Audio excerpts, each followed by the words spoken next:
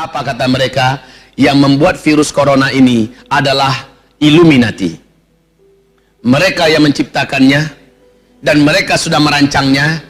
Dan kita sudah tahu semua, Illuminati dan Freemasonry punya program 2022, jumlah populasi manusia di muka bumi ini hanya 500 juta saja boleh lagi yang masih hidup. Berarti selebihnya harus mati. Lalu kata setan itu, kami yang bertugas untuk menyebarluaskannya. Teringat oleh saya hadis Nabi, la dua, tidak ada satupun penyakit menular yang menular dengan sendirinya. Ternyata penyakit menular itu penularannya adalah bantuan jin dan setan. Kata Rasulullah berikutnya, nanti di akhir zaman akan ada tahun-tahun di mana umatku akan terhalang melaksanakan ibadah umroh dan haji. Allah.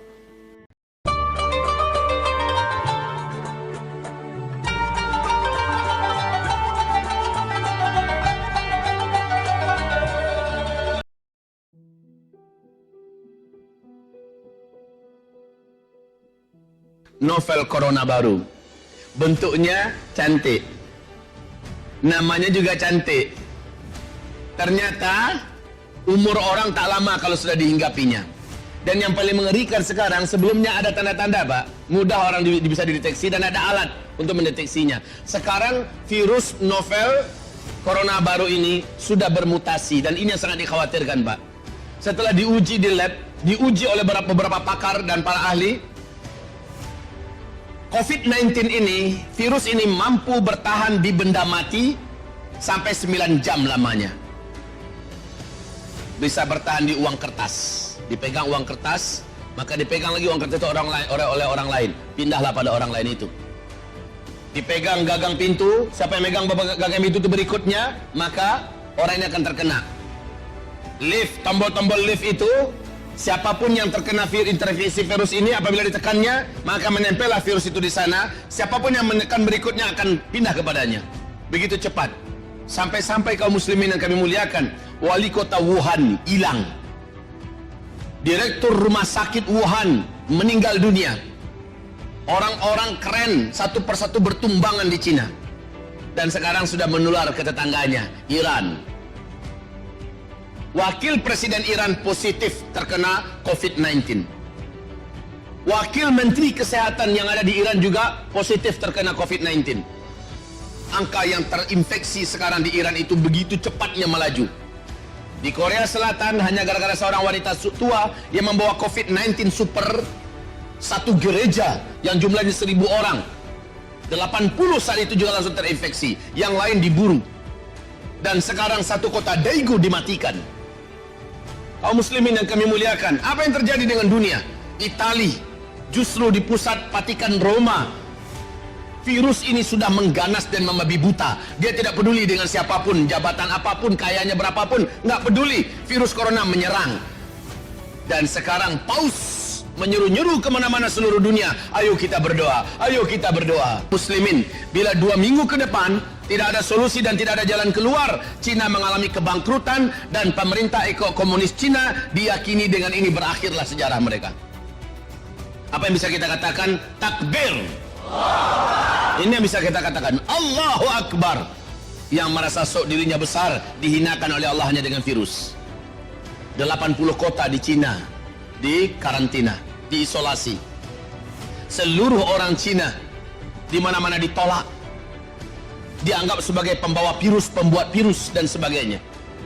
Kita tidak menginginkan itu semua, karena ada juga yang bertanya, Ustaz, kita patut sujud syukur tidak? Saya katakan, kenapa sujud syukur? Karena Allah telah menghinakan mereka setelah mereka perlakukan saudara kita muslimin Uighur di Xinjiang, Cina sana. Apa yang mereka buat? Saya katakan, lalu dengan itu apa yang terjadi? Apakah kita dengan sujud syukur akan menjadi gemuk badan kita? Dengan sujud syukur akan menjadi menang kita? Wahai kaum muslimin yang kami muliakan, pada petakannya sekarang sudah meliputi seluruh dunia. Sekarang Indonesia termasuk, warga Indonesia termasuk yang dilarang untuk diterima di mana-mana. Kenapa? WHO dan dunia tidak percaya Indonesia steril dari COVID-19 ini. Mereka tidak percaya. Pemerintah Kerajaan Arab Saudi, jamaah-jamaah umroh kita yang akan berangkat tidak boleh terbang. Yang udah terlanjur mendarat disuruh balik ke Indonesia. Ya Allah ya Rabb, ini menandakan apa Pak? Menandakan mereka tak percaya kalau Indonesia masih steril. Padahal Menteri Kesehatan kita sudah menyatakan dengan tegas dan lugas bahwa tidak ada. Apa kata WHO? Tak percaya kata WHO. Nah, kaum muslimin yang kami muliakan, masalahnya negara-negara hebat sekitar Indonesia ini sudah kena semua. Australia sudah kena, Singapura yang begitu keren sudah kena, Kuala Lumpur sudah kena, Filipina, Thailand sudah kena, Jepang yang begitu hebat teknologinya sudah kena kelimpungan sekarang. Bapak mau sebut negara apa? Sudah lebih 37 negara sekarang sedang, apa kata WHO, apa kata PBB, kalau ada negara mengaku negaranya masih belum terkena terinfeksi oleh virus corona, jangan percaya dan justru negaranya akan diboikot. Dan ini berbahaya kaum muslimin. Jadi apa yang perlu kita syukuri? Ini adalah petaka. Ini adalah bencana. Memang di satu sisi Allah sedang memberikan pelajaran. Kalian jangan sombong-sombong di depan saya. Itu baru satu tentara saya gerakkan yang bernama virus. Baru itu yang Allah gerakkan. Allah belum gerakkan lagi laut. Allah belum gerakkan lagi angin. Allah belum gerakkan lagi bumi. Apa kata Rasulullah sallallahu alaihi wasallam? Setiap hari bumi, laut, daratan, angin berdoa kepada Allah. Ketika Allah dimaksiati, doa mereka, ya Allah, kami tak sanggup, kami tak tahan, kami tak kuat melihat engkau hari demi hari didurhakai, dimaksiati, disekutukan. Apa kata bumi? Izinkan hamba menggoyang diri, mengguncang diri. Izinkan hamba membelah diri. Hamba hancurkan mereka sebagai azabmu buat mereka, ya Allah. Rahmat Allah masih menahan. Jangan sekarang. Laut berdoa kepada Allah. Ini hadisnya sahih. Nabi berkata laut berdoa. Ketika orang-orang berbuat maksiat sekitar laut, bahkan di bumi ini orang-orang bermaksiat kepada laut, kepada Allah. Laut berdoa kepada Allah, ya Allah, izinkan hamba untuk menggulung mereka tsunami. Izinkan hamba untuk menyalurkan azabmu dan menjadi azabmu buat mereka. Allah dengan rahmatnya menahan. Jangan sekarang. Tapi ingat ya, ini akhir zaman. Allah tak main tahan-tahan lagi. Camkan ini baik-baik. Allah tak main tahan-tahan lagi.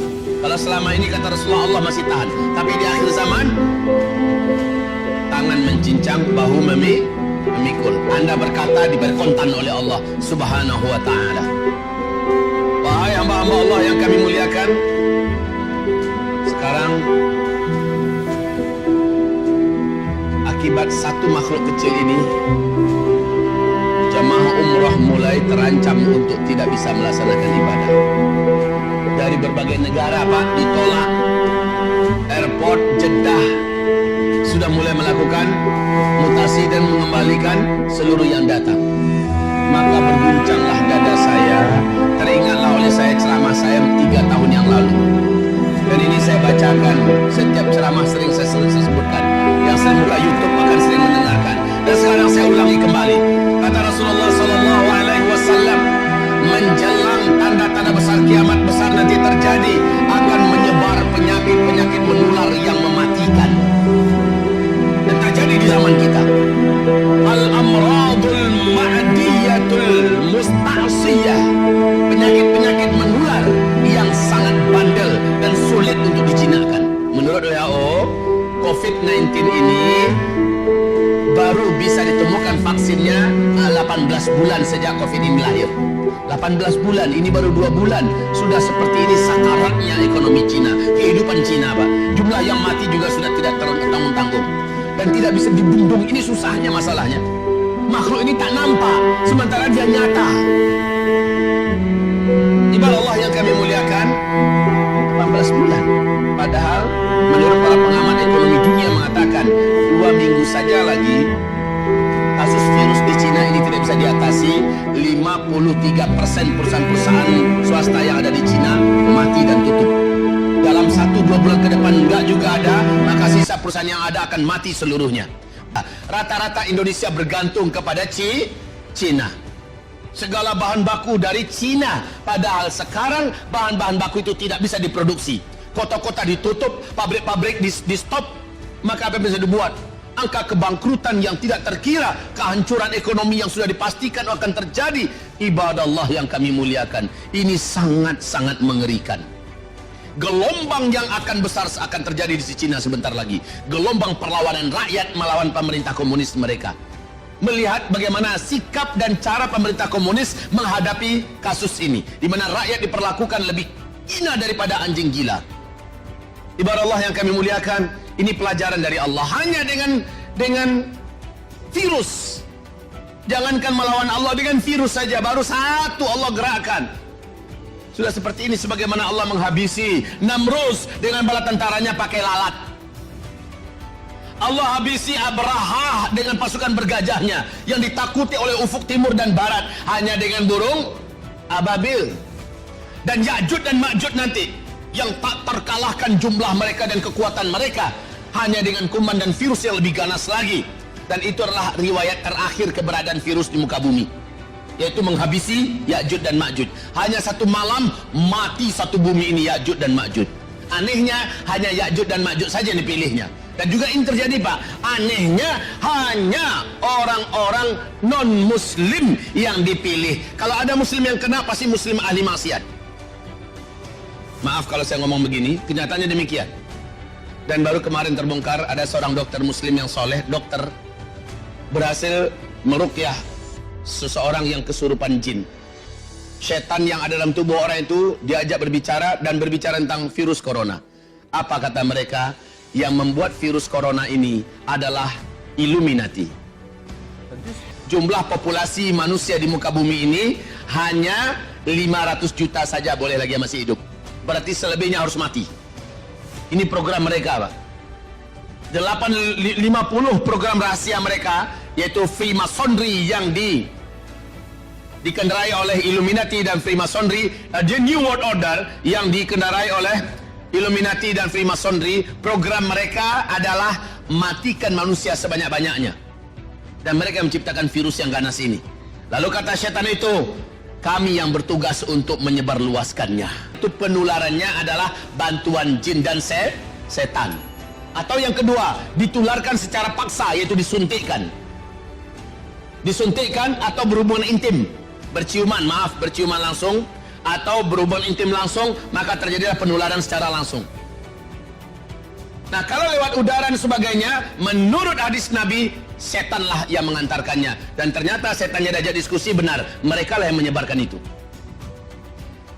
Ketika ditanya kepada mereka, kepada setan kafir ini, kenapa kalian tidak mendatangi orang muslim? Kami tidak bisa menembus mereka. Ini penting Pak. Bu, kami tidak bisa menembus orang-orang muslim. Orang muslim yang macam mana? Orang-orang muslim yang menjaga agamanya dan berpegang erat dengan agamanya. Mereka sholat dan tidak bermaksiat. Tubuh mereka mengeluarkan cahaya. Virus yang kami bawa tidak bisa menembus dan memasuki cahaya yang ada keluar dari tubuh mereka. Ini pernyataan setan itu. Allahu Akbar. Masya Allah, ini betul perlu diingat Pak. Kalau ada muslim-muslim yang kena, pasti muslim itu ahli maksiat. Atau baru saja dia melakukan maksiat yang besar. Dia telah lukai hati orang tuanya, dia telah tipu ke temannya, dia telah makan riba, dia telah lakukan perzinahan, sehingga virus itu masuk. Adapun muslim yang soleh, yang taat, berkat solatnya seperti kata Rasulullah, as-solah ila solah fama bainahuma kafaratun lima bainahuma. Dari solat kepada solat, di antara keduanya itu adalah, antara solat ke solat itu adalah pelindung untuk si muslim itu. Jadi muslim, kalau kita jaga solat kita demi solat, kita terlindungi Pak. Walaupun satu lift terkena COVID-19 dan kita ada di tengah-tengah mereka, semuanya serentak batuk mengeluarkan virusnya, kita menjaga zikir, kita menjaga solat, kita tidak bermaksiat kepada Allah, maka takkan ada yang tembus dengan izin Allah, takkan ada yang tembus. Percayalah itu Bapak Ibu yang kami muliakan. Oke, kita kembali. Lalu berikutnya, kata Rasulullah berikutnya, nanti di akhir zaman akan ada tahun-tahun di mana umatku akan terhalang melaksanakan ibadah umroh dan haji. Allah. Kok hadis Nabi banyak terjadi di zaman kita ya? Kan itu pertanyaan kita akhirnya. Kenapa terjadinya di zaman kita? Semula saya meyakini bahwa kasus terhalangnya kaum muslimin melaksanakan ibadah haji dan umroh di akhir zaman itu adalah ketika terjadi peperangan internal di tubuh kerajaan Arab Saudi. Sebagaimana kita tahu, 3 pangeran sekarang ini sedang perang dingin Pak. Pangeran Muhammad bin Salman, sang putra mahkota, yang berambisi sekali untuk menggantikan ayahnya yang masih hidup. Raja Salman. Yang kedua adalah anak kandungnya Raja Abdullah yang telah meninggal. Raja Abdullah sebelum Raja Salman dan Raja Abdullah, anak kandung ini bernama Mut'im bin Abdullah, dan dia punya militer, dia punya jaringan, dan dia punya kekuatan, dan dia punya pengaruh di kerajaan Arab Saudi. Ini juga sedang perang dingin dengan Muhammad bin Salman. Kemudian juga Khalid bin Talal. Ini juga pemilik kekayaan dan militer, pemilik kepolisian militer. Kaum muslimin akan dimuliakan. Mereka ini sedang bergaduh. Pikir hati saya, ini terjadinya penghalangan untuk orang melaksanakan ibadah haji dan umrah ketika meninggal Raja Salman. Mereka bertiga kelahi, perebutan kekuasaan, dan akhirnya tentulah negara ini akan menghalangi orang-orang untuk melaksanakan ibadah karena keselamatannya tidak terjamin. Betul? Dan negara-negara luar pun pasti akan menghalangi rakyatnya akan berangkat umrah dan haji sebab sedang ada perang di Saudi. Logika yang bisa dipahami sekarang itu begitu. Ternyata Allah percepat ini dengan cara penyebaran virus corona ini.